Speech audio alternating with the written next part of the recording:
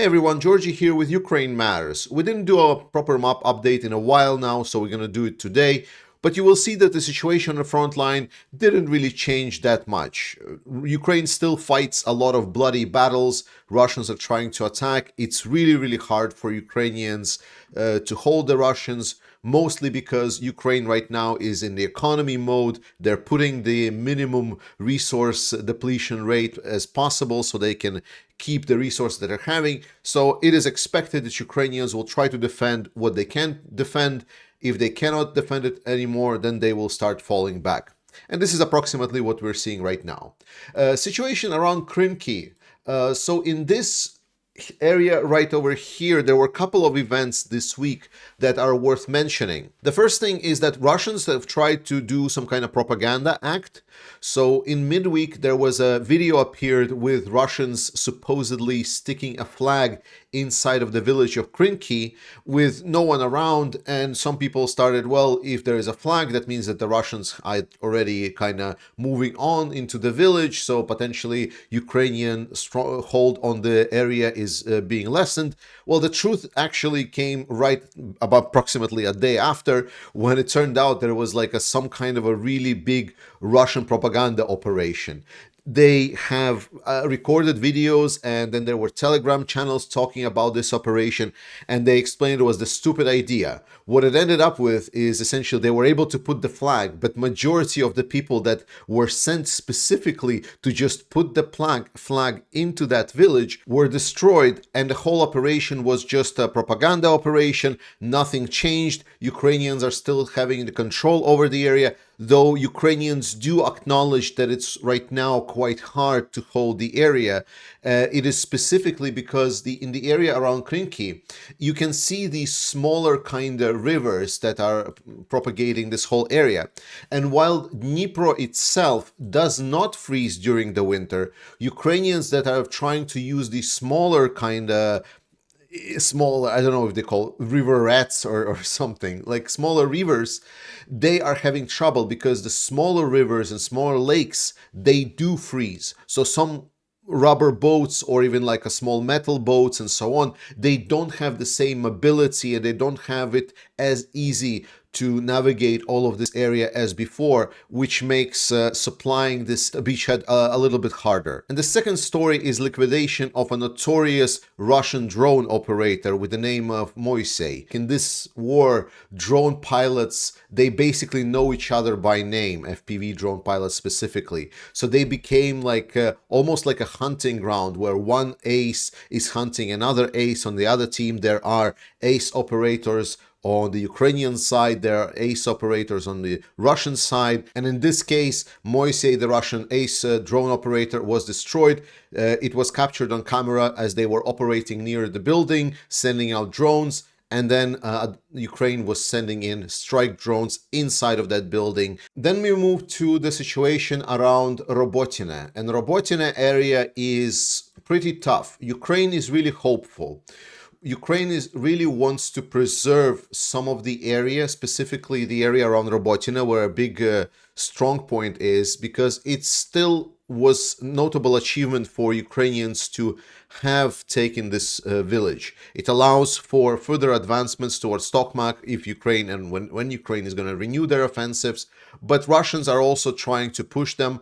And right now, this area over here, while it is colored in deep state map as Ukrainian controlled, the truth is that Russians are regularly pushing in this area, and Ukrainians have themselves acknowledged that they don't have as much control as they would wish. So some of the reports are that Russians are getting closer and closer toward Robotyne stronghold that Ukrainians are holding in this area. But so far, there is still some time, and we'll see what's going to happen. This is mostly dependent, again, on the support from allies of Ukraine to get the resources, so Ukraine don't have to be in this resource conservation mode. Avdiivka, again, similar situations. Russians have been able to advance a little bit from the north over here, and they are continuing their advances south, going straight through the city, which is, one might say, if there is a way that a defender would be okay losing the stronghold, it would be head on, because that will inflict most damage to the attacking forces. So it's not really favorable, because like Ukraine would be wanting to be on offensive, but knowing the situation that Ukraine is in, this is more of a favorable situation. Again, I am not completely sure that Ukraine can hold Avdiivka, but so far the situation is not yet critical. The battles are continuing, situation is tough, Ukrainians are doing an amazing job, but it is difficult. Same around Bakhmut, most notably here, Russians were really trying to play out and said, ha ha ha, Chasiv Yar, which was kind of like the gateway to Bakhmut from Ukrainian side. And Russians were already, ha ha, the battle for Chasiv Yar is about to begin. No, it's not. No, it's not. Since they were saying they were achieving literally nothing, there's still ways to go until Russians get even close to Chasiv Yar.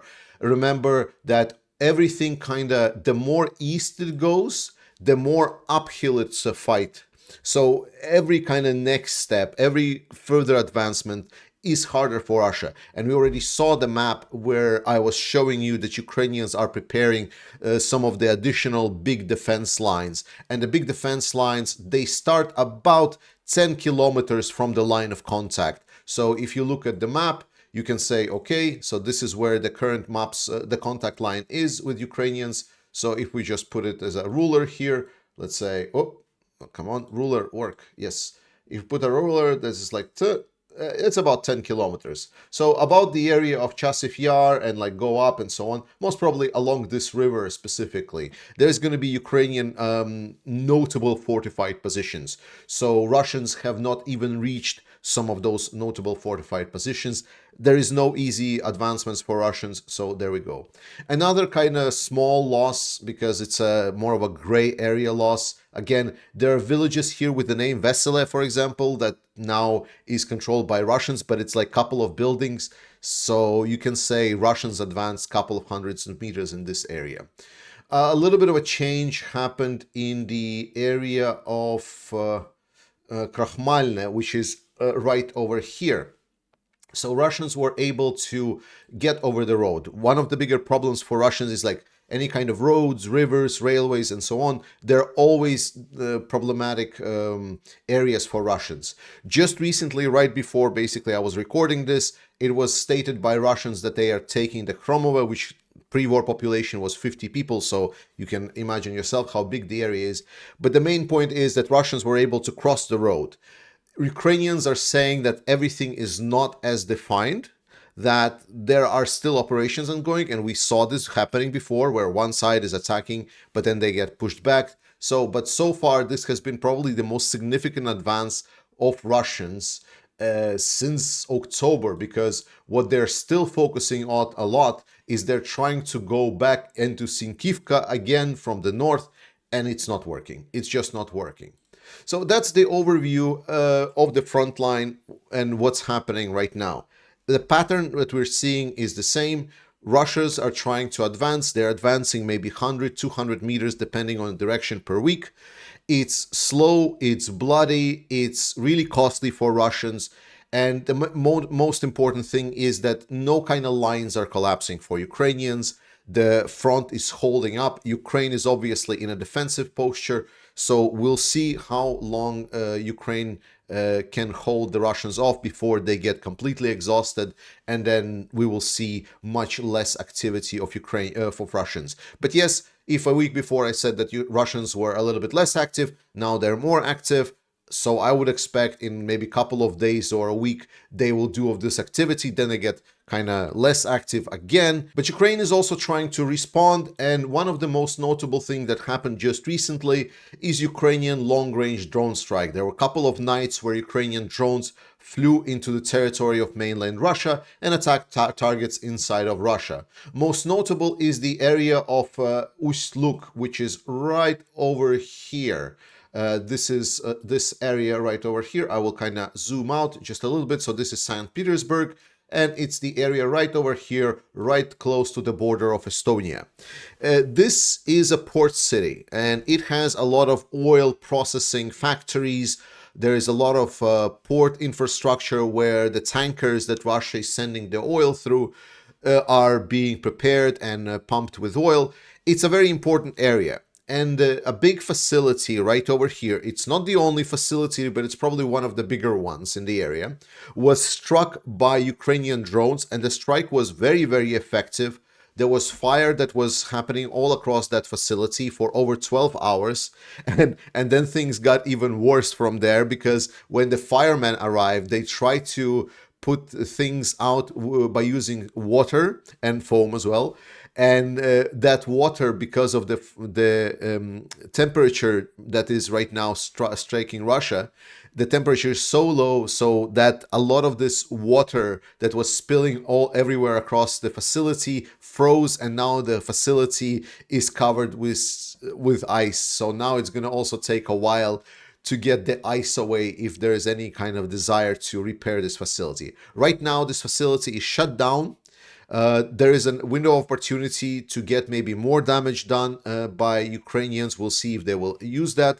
But it's important. Like, this Uсть-Luga is relevant because this is a main kind of Russian gateway of providing oil to the world. Russia does not have a lot of warm sea ports in general as a territory, and this area over here is extremely crucial. It might be that Ukraine is going to be adding additional effort into striking Russian oil infrastructure, because right now Ukraine is in a little bit of a desperate situation. So they will try to kind of topple the Russian economy a little bit more.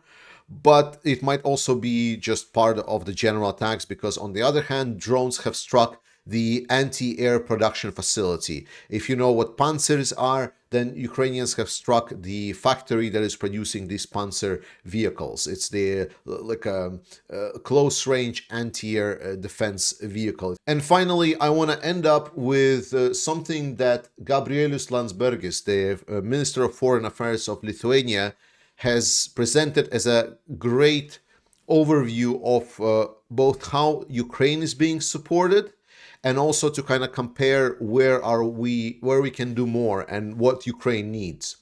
He said that Poland and Ukraine are good comparison because the countries are about the same size approximately, and approximately the same population. And Poland is right now in a big phase of rebuilding its security. They're ordering a lot of things, they're buying a lot of things. So Gabrielius just said, well, if Ukraine needs defense, then we need to look at what, for example, a neighboring country wants to provide for itself. And he showed, like, he made this very nice graph to kind of demonstrate what Ukraine has received from the world and its allies compared to what Poland is buying for itself, for its defense. And he explained that, like, Ukraine needs to look more even because it's a country already at war. So this needs to increase, and he is pushing a lot for specifically that narrative that we need to arm Ukraine, for it to be not just armed and supplied some small number of vehicles or weapons, but it needs to be properly armed, so it is a massive military force to crush Russia. And I believe it's a good narrative. I'm really hoping that this narrative will be picked up. European Union is slowly but surely picking up what it needs to do. But we're going to be looking at the next week and what it will bring, and if finally US will unblock the help for Ukraine. Thank you so much for watching this, guys. Please check out Discord, check out the shop if you want to buy some souvenir for yourself, and some of the profits will go to support the Ukrainian armed forces. I love you all, and I'll see you guys next time. Slava Ukraini!